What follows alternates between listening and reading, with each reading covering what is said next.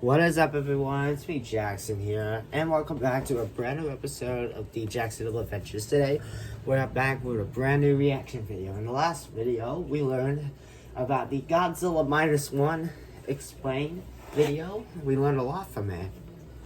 So, now we're looking at this video. It's called, Why Did Godzilla Kill Tiamat? In Godzilla X Kong, The New Empire. So, basically, it's made by Goji Center, because apparently you guys like Goji Center, and I'll do more reaction videos on Goji Center. Shout out. So, I already knew why he killed Tiamat. To get her powers so he could get supercharged. Or is there a real reason? Is there another reason? Did I not get the real reason? Well, that's what I'm gonna find out. Today, we will continue our coverage of Godzilla's bloodthirsty warpath through the planet as he eliminates insubordinate titans one by one. In a previous episode, we explained why Godzilla erased Titanicilla from the list of titans and how. But in Godzilla Kong: The New Empire, Godzilla was out for blood.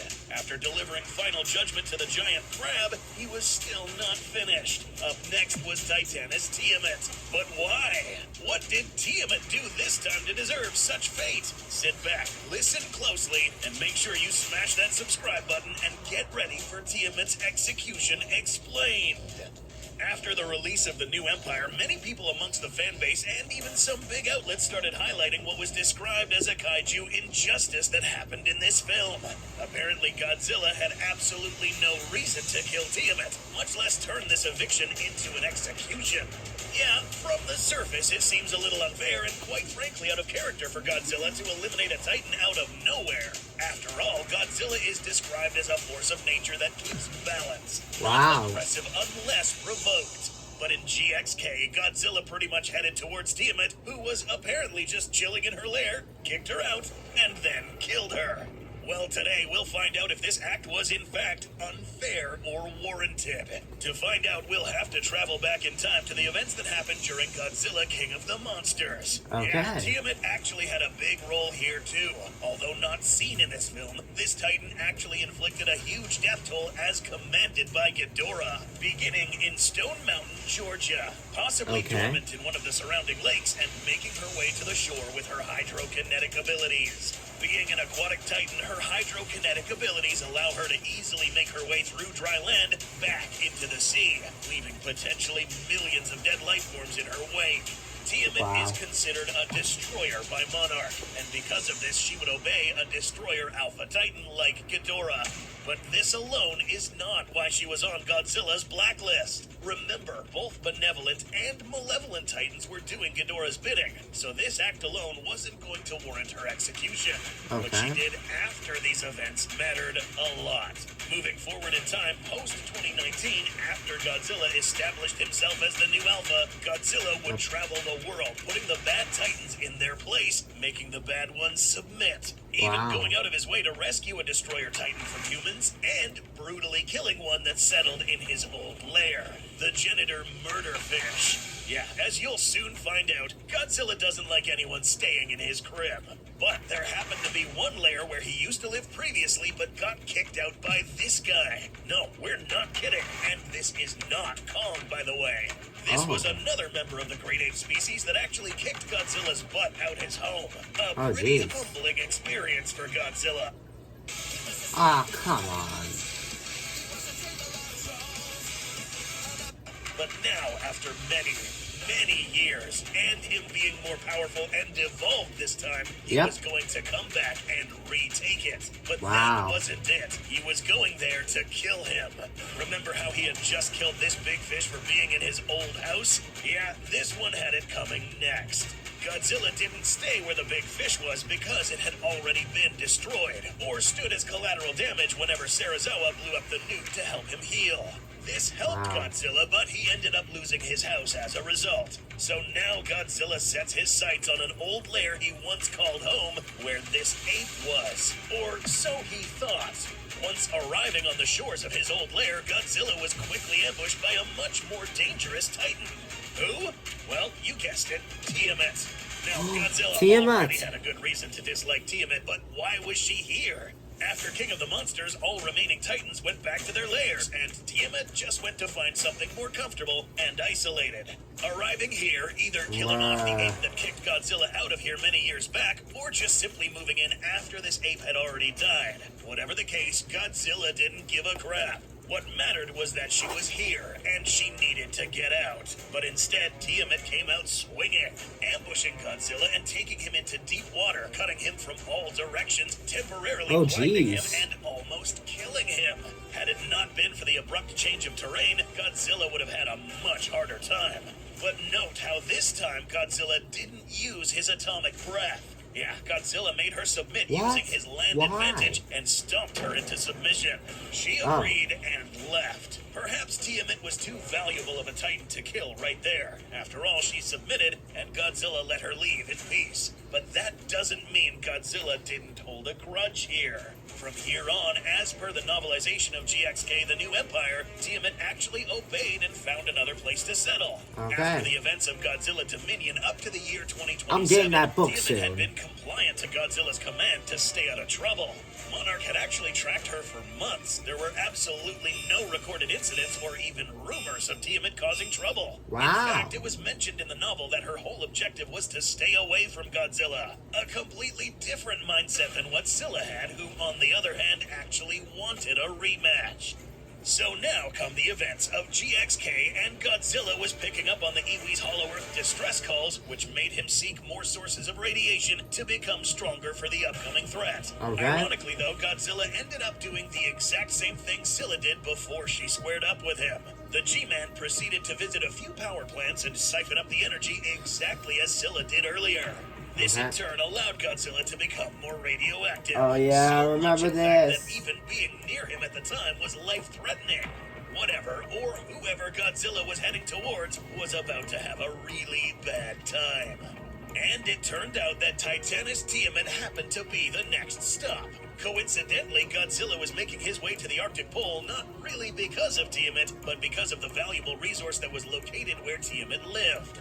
Tiamat's lair happened to be right in the trajectory of electromagnetically charged solar winds, the same stuff that instigates auroras. This location made it one of, if not the largest stockpile of energy on the surface of planet Earth. Did this have any effect on Tiamat? Most definitely yes. You may have noticed that Tiamat looks a bit different from her form back in Godzilla Dominion. Back in 2019, Tiamat she's not blue anymore. like a sea She's serpent pink. with longer fins, two of which may have served as wings or fins to help her propel through air and water. Her bioluminescence would fall within the blue, aqua, and purple tones. After she left Godzilla's old lair, she decided to settle here, the largest stockpile of energy on the surface world. In GXK, she takes on a much different form.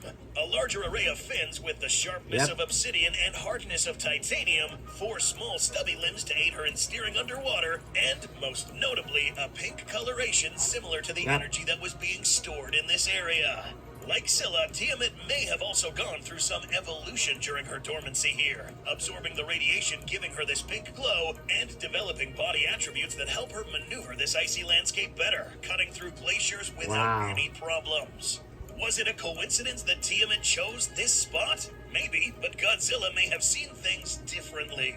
If we're really going to try to understand why Godzilla killed this kaiju, let's for a moment drop all bias and think like Godzilla for a brief moment. First and foremost, we must mention that the novelization gave no good reason as to why Godzilla decided to go as far as killing Tiamat. All Titans that Godzilla has killed in the past were killed because they provoked Godzilla. And Monarch didn't seem to find a good reason other than that the G-Man just wanted to take over this energy. But that's a boring answer. If Godzilla just wanted this energy, he would have just told Tiamat to move aside.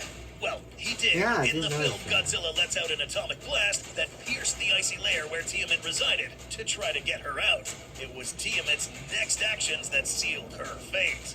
This would have been the second time that Godzilla kicked her out of a lair, and now that she had absorbed more energy and her fins had become much sharper, she thought she stood a chance against Godzilla this time.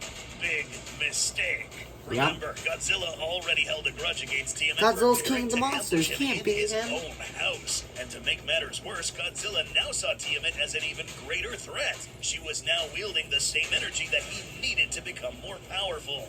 Who knows? Maybe Tiamat stayed dormant, giving the illusion of compliance, but at the same time becoming more powerful, and thus making her likely to cause more destruction in the future.